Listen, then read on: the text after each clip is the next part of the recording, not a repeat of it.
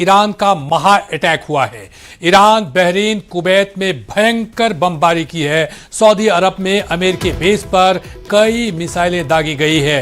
Kurdistan में हथियार depot पर भी बड़ा हमला किया गया है। ईरान के मिसाइल हमले से कई देशों में हाई अलर्ट पर रख दिया गया है। अमेरिकी सैन्य ठिकानों और नौसैनिक लक्ष्य पर हमला किया गया है। ईरान ने 2 से 3 दिन में और बड़े हमले की चेतावनी दी है।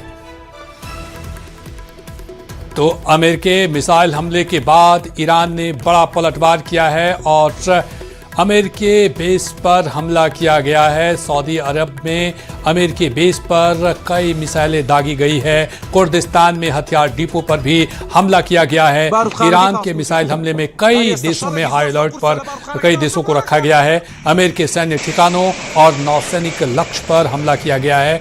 इसके साथ ही ईरान ने 2 से 3 दिन में और बड़े हमले की चेतावनी दी है।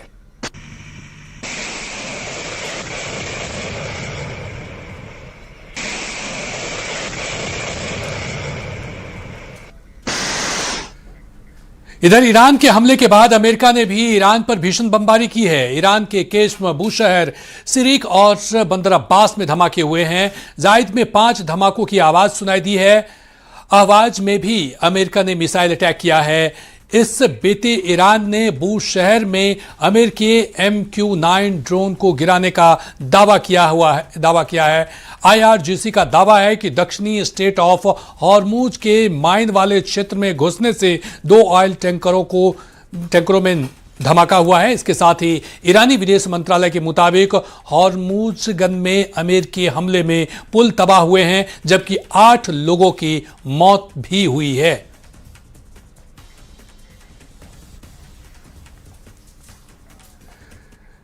तो एक तरफ अमेरिका और ईरान के बीच छिड़ी जंग दिन व दिन बढ़ते ही जा रहे हैं, तो वहीं दूसरी तरफ पश्चिम एशिया में थोड़ी बहुत बची हुई शांति भी खत्म होती दिख रही है। वजह है कि सऊदी और यमन के बीच की टक्कर। जाहिर है मामला तेल के धंधे से जुड़ा है, लेकिन सबक ईरान को भी सिखाया जा रहा है।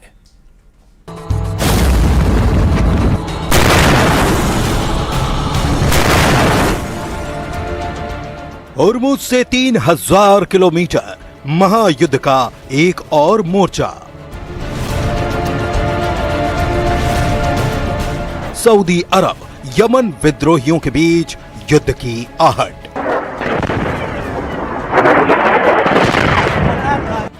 होर्मुज के बाद लाल सागर पर कब्जे की लड़ाई शुरू।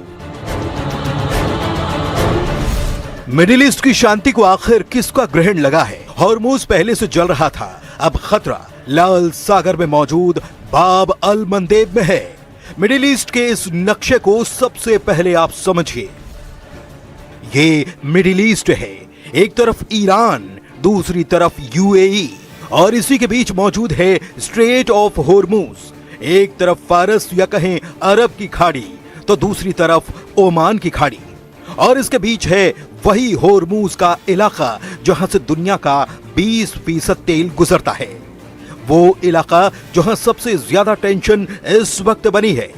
वहीं ठीक स्ट्रेट ऑफ होर्मुज की तरह ही मिडिल ईस्ट में है स्ट्रेट ऑफ बाब अल मंदेब। यमन के बिल्कुल नजदीक एक तरफ अदन की खाड़ी तो दूसरी तरफ लाल सागर, और इस रास्ते से दुनिया का 10 से 12% तेल गुजरता है। सऊदी ने अपनी तेल सप्लाई के लिए ईस्ट से वेस्ट तक पाइपलाइन बिछाई है, ताकि वो स्वेज नहर के जरिए अपना तेल यूरोप तक भेज सके। हाल में स्ट्रेट ऑफ होर्मुज के हालात के बाद इस क्षेत्र से सऊदी ने अपने कच्चे तेल की सप्लाई बढ़ाई है। लेकिन इस बीच सऊदी ने यमन पर और यमन ने सऊदी पर जवाबी हमला कर दिया है। ऐसे में सवाल ये कि आखिर मिडिल ईस्ट में कत्ल गारत का दौर कब थमेगा? ईरान और इजराइल की अदावत पुरानी है, और इजराइल के साथ अमेरिका की दोस्ती उससे भी पुरानी। यही वजह है कि इजराइल और ईरान के बीच की जंग में अमेरिका अब पूरी तरह से कूदा हुआ है, और जंग का अखाड़ा बन चुका है स्ट्रेट ऑफ होर्मुज। वही होर्मुज जहां से दुनिया का करीब 20% तेल निकलता है। इस कारोबार पर तो संकट था ही, लेकिन अब दूसरे रास्ते से भी मुश्किलें खड़ी हो रही हैं, और ये इलाका है लाल सागर का। वो लाल सागर जिसके मुहाने पर बैठा है यमन और वहां के विद्रोही हूथी, और यहीं मौजूद है बाब अल मंदेब। ठीक उसी तरह जैसे स्ट्रेट ऑफ होर्मुज है, वैसे ही बाब अल मंदेब भी अपनी खासी अहमियत रखता है, क्योंकि इस इलाके से दुनिया के कुल समुद्री तेल कारोबार का करीब 10 से 12% हिस्सा गुजरता है।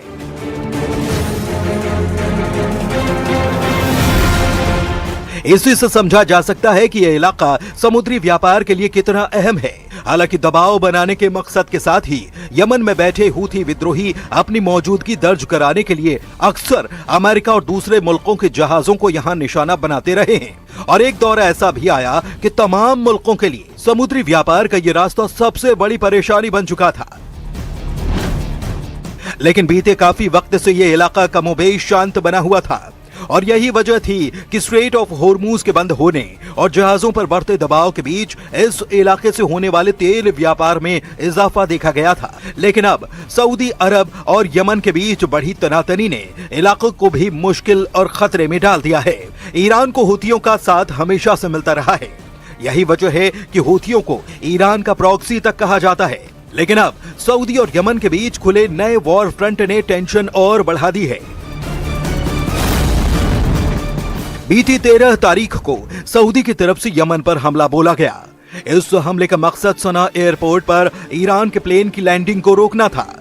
जाहिर है हूथी इससे बौखला गए और जवाब में हूथी संगठन ने भी सऊदी अरब के आभा इंटरनेशनल एयरपोर्ट को निशाना बना डाला। हूथियों ने एयरपोर्ट पर कई बैलिस्टिक मिसाइलों और ड्रोन से हमला कर दिया। साथ ही सऊदी अरब पर अनौपचारिक युद्ध विराम का उल्लंघन करने का आरोप लगाया। यमन के हूथी लड़ाकों ने सऊदी अरब को इस गुनाह का अंजाम भुगतने की चेतावनी तक दे डाली। बताएं कि साल 2022 से पहले सऊदी अरब और यमन के बीच लंबी जंग छिड़ी थी, लेकिन बीते 4 सालों से दोनों मुल्कों के बीच शांति देखी जा रही थी। लेकिन अब जिस तरह से सऊदी की तरफ से हमले की पहल की गई है, उसने हालात और गंभीर कर दिए हैं, क्योंकि अब हूथियों ने खामोश ना बैठने की मान लो कसम ही खा रखी है।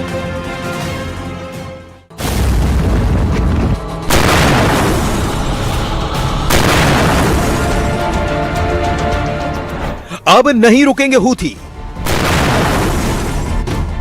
सऊदी को सबक सिखाने की कसम। क्या खुल गया है नया वॉर फ्रंट? यह सवाल इसलिए भी मौजूद है क्योंकि स्ट्रेट ऑफ होर्मुज बंद कर ईरान ने अमेरिका ही नहीं पूरी दुनिया को अपनी अहमियत दिखाने की कोशिश की। होर्मुज का रास्ता बंद होने के बाद सवाल तेल के कारोबार को लेकर उठा और तभी लाल सागर के रास्ते यूरोप तक तेल पहुंचाने के लिए काम तेज कर दिया गया। हालांकि सऊदी ने पहले ही स्वेज नहर के जरिए अपना तेल सप्लाई करने के वास्ते पाइपलाइन बिछा रखी है और अपनी इसी ईस्ट वेस्ट पाइपलाइन के जरिए सऊदी अरब यानबू पोर्ट से रोजाना करीब 3.8 मिलियन बैरल कच्चा तेल लोड करता है। जाहिर है ईरान को यह पसंद नहीं आ रहा होगा, लेकिन ईरान की पसंद नापसंद से पहले ही सऊदी ने ईरान के प्लान की लैंडिंग को रोकने के लिए जिस तरह से सना एयरपोर्ट पर हमला किया, वो एक बड़ी कहानी की तरफ इशारा करता है। सवाल ये कि एक प्लेन को ना उतरने देने के पीछे सऊदी ने 4 सालों की अघोषित युद्ध विराम को दांव पर क्यों लगा दिया, वो भी तब जब उसे अच्छे से मालूम है कि हूथी इससे किस कदर भड़क सकते हैं। तो सवाल है कि क्या ये जंग अब सऊदी और यमन की बन चुकी है या फिर इसके पीछे खेल ईरान और तेल का है? क्योंकि सऊदी हो या फिर मिडिल ईस्ट के दूसरे मुल्क, तेल उनकी आर्थिक नींव है और जब नींव पर हमला होगा तो बौखलाहट लाजमी है। हालांकि युद्ध के नए संकट को लेकर संयुक्त राष्ट्र सुरक्षा परिषद भी चिंता में है।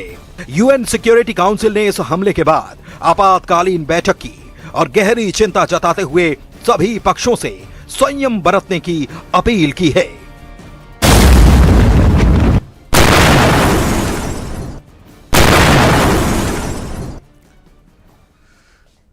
और इस युद्ध के बाद पिछले 24 घंटे में यूक्रेन के डिफेंस फोर्स और रूस की सेना के बीच करीब 250 लड़ाइयां हुई है। उधर रूस ने ओडेसा में हमला किए तो यूक्रेन ने ब्लैक सी में रूस के जहाजों को निशाना बनाया है। अब तेल के जहाजों को निशाना बनाए जाने से पुतिन बहुत ज्यादा गुस्से में हैं और लगता है कि अब भयंकर जहाज तोड़ जंग शुरू हो चुकी है।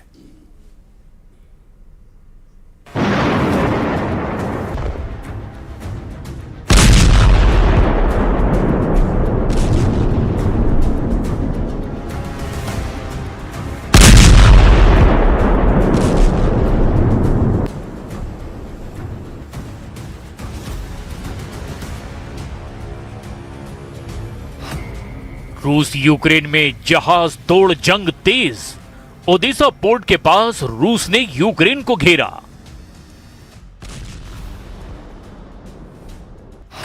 जेलेंस्की को पुतिन का बारूदी जवाब, यूक्रेन के सभी जहाज जला डालेंगे।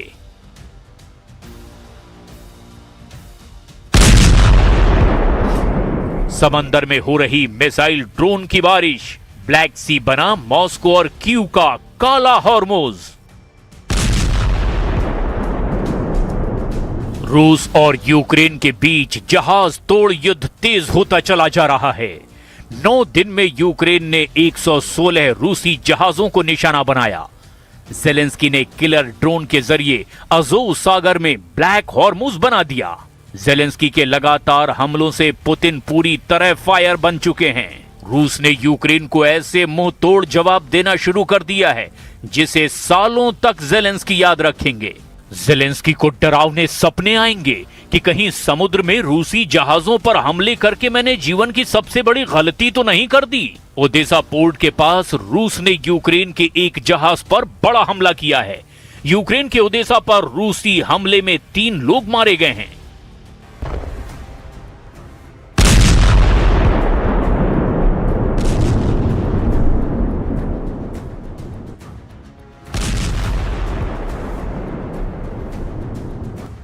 पुतिन ने जेलेंस्की के ड्रोन वार का जवाब ड्रोन हमला करके ही दिया है।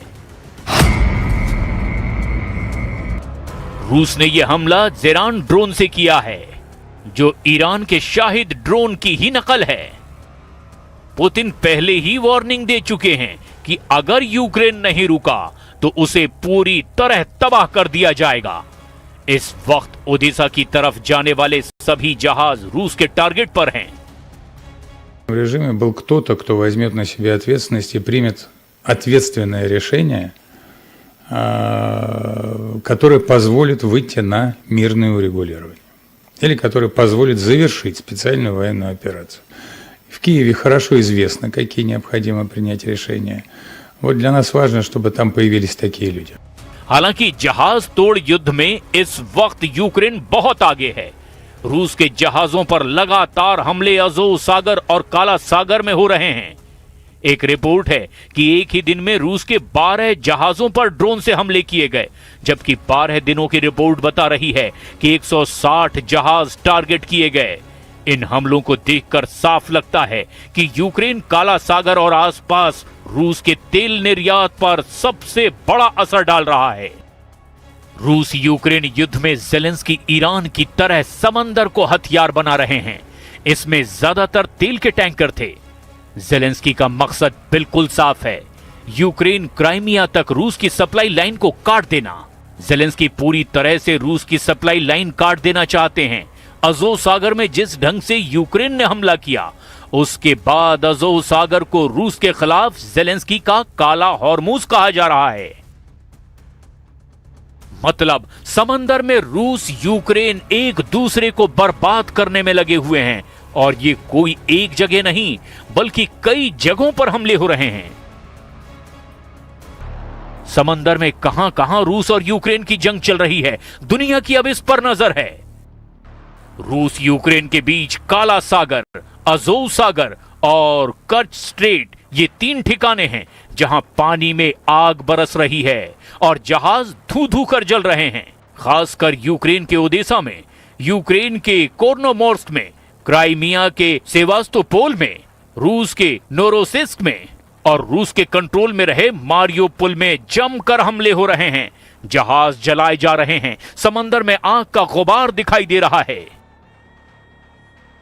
अब सवाल यह है, इन जगहों पर आखिर क्यों भिड़े हुए हैं रूस और यूक्रेन? क्यों समुद्र की लहरें बारूदी शोलों में तब्दील होती जा रही है? खासकर अज़ोव सागर में क्यों ये सब हमले हो रहे हैं? दरअसल अज़ोव सागर रूस के लिए बेहद खास है। इसके जरिए तेल, गेहूं और दूसरे सामानों का एक्सपोर्ट होता है। यहां रूस के तेल और मालवाहक जहाजों को यूक्रेन ने निशाना बनाया है, जिसकी वजह से रूस को इस इलाके में आवाजाही रोकनी पड़ी है। दूसरी जगह है कर्च स्ट्रेट। कर्च स्ट्रेट अज़ोव सागर और काला सागर के बीच का मुख्य और संकरा रास्ता है। जहां रूसी युद्धपोतों और टैंकरों को निशाना बनाया जा रहा है। यूक्रेन के लॉन्ग रेंज मिसाइल और ड्रोन हमलों की वजह से रूस को अपनी ब्लैक सी फ्लीट को सुरक्षित जगह पर भेजना पड़ा है। वहीं रूस यूक्रेन की जंग में तीसरी जगह जो आग के गोलों में तब्दील हो गई है वो है ओडेसा तट। काला सागर में यूक्रेन का तटीय शहर है ओडेसा। ओडेसा के पास यूक्रेन ने रूसी जहाजों को निशाना बनाया तो पुतिन ने भी ड्रोन हमले से ओडेसा के पास यूक्रेनी जहाजों को जला दिया। रूस के हमले सिर्फ ब्लैक सी और अज़ोव सागर तक ही सीमित नहीं हैं। रूस ने कीव और ज़ापोरेज़िया पर बड़ा हमला किया है और एक बार फिर साबित कर दिया कि यूक्रेन के खिलाफ पुतिन किसी भी दबाव में नहीं आएंगे। यूक्रेन की राजधानी कीव में रूस ने मिसाइल से हमले किए। इसमें 2 गोदाम तबाह हो गए। 2 लोगों की मौत की खबर है जबकि कई लोग घायल हुए हैं। दूसरा हमला ज़ापोरेज़िया में हुआ जहां रूस ने गाइडेड बम से अटैक किया। यूक्रेन का दावा है कि इस हमले में 3 लोगों की मौत हो गई। पुतिन के बारूदी प्रहार से ज़ेलेंस्की बौखलाए हुए हैं और एक फैसला उन्होंने अब ले लिया है जिसका उन्हीं के देश में विरोध होने लगा है। सवाल यह है कि क्या ज़ेलेंस्की ने युद्ध हारने वाला फैसला ले लिया है?